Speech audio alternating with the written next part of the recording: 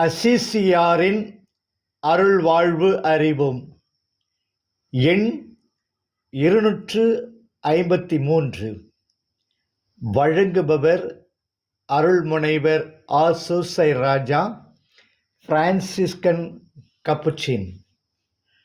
நாள் 11/9/2024 புதன்.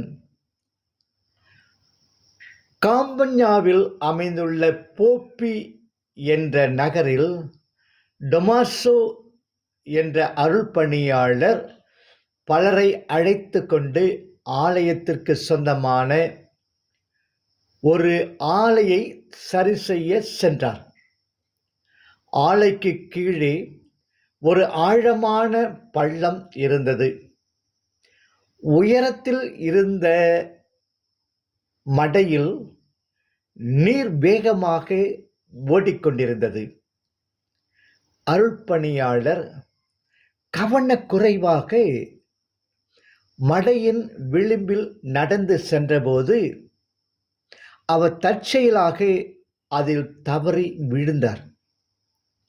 கண்ணிமைக்கும் பொழுதில் ஆலையை இயக்கும் மரத்தாலான இதழ்களை நோக்க அவர் தள்ளப்பட்டார். அந்த மரத்தோடு அவர் அறையப்பட்டு அசைய முடியாமல் இருந்தார். அவர் முகம் குப்புற கிடந்ததால் அவர் மேல் பாய்ந்தோடிய வெள்ளம் அவரது குரல் வளையை நெருக்கியது. அவரால் குரல் எழுப்பவும் முடியவில்லை, எதையும் பார்க்கவும் முடியவில்லை. ஆனால் அவரது நாவால் இல்லை என்றாலும் உள்ளம் புனித பிரான்சிஸை கவலை குரல் எழுப்பி அழைக்க முடிந்தது. அவர் நீண்ட நேரம் அங்கேயே இருந்தார். அவரது தோழர்கள் அங்கு விரைந்து வந்து அவர் நிலை கண்டு ஏறக்குறைய விரக்தி அடைந்தனர். ஆலையை எதிர்த்திரையில் பக்கமாக திருப்பி அவரது உடலை விடுவிக்கலாம் என்றனர். வெகுவாக போராடி ஆலையை எதிர்த்திரையில் சுழல செய்தனர். அப்போது அந்த உடல் தண்ணீரில் தூக்கி எறிவதை கண்டனர். தலைகீழாக மாற்றினர். மேலும் நடுங்கும் உடல் தண்ணீரில் வீசப்பட்டதை கண்டார்கள். அருள்பணியாளர் குற்றுயிராய் அந்த வெள்ளத்தில் சுழற்றப்பட்டு கொண்டிருந்தார். அவ்வமயம் திடீரென்று வெள்ளை நிற அங்கி அணிந்த சிறிய சகோதரர் ஒரு கயிறு ஒன்றை இடைக்கட்சியாக கட்டியவர் தோன்றினார்.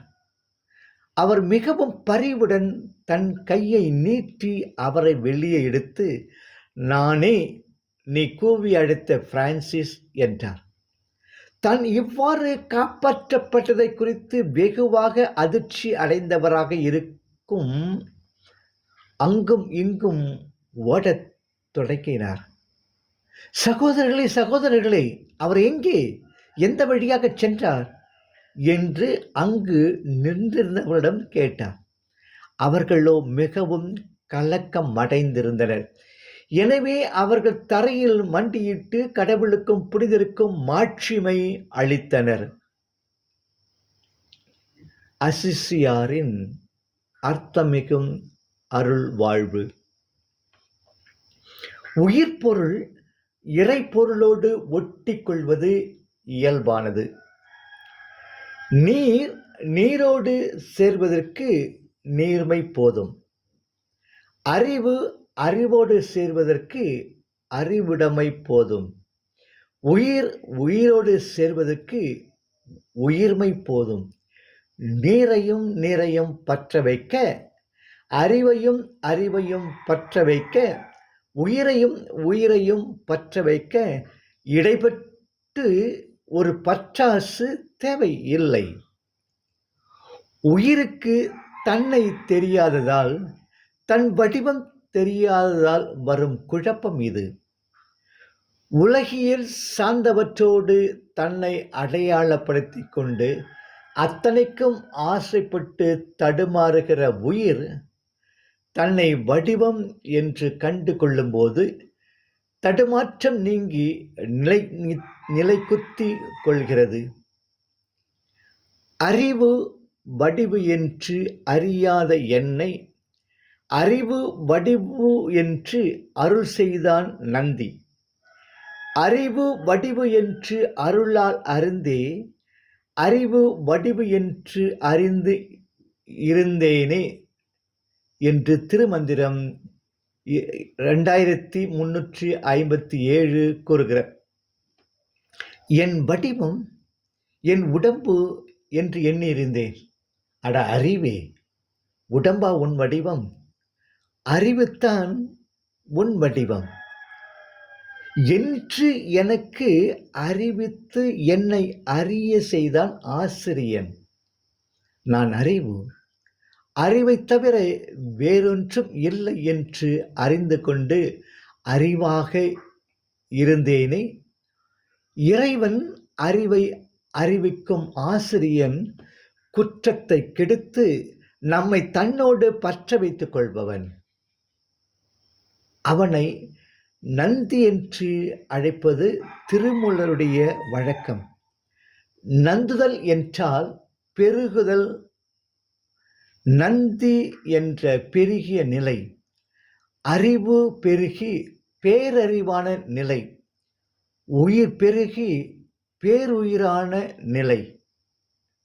அசிசியார் அவ்வளவில் உயிர் பெருகி பேருயிரான நிலையில் அவனை காப்பாற்ற ஓடி வந்தார்.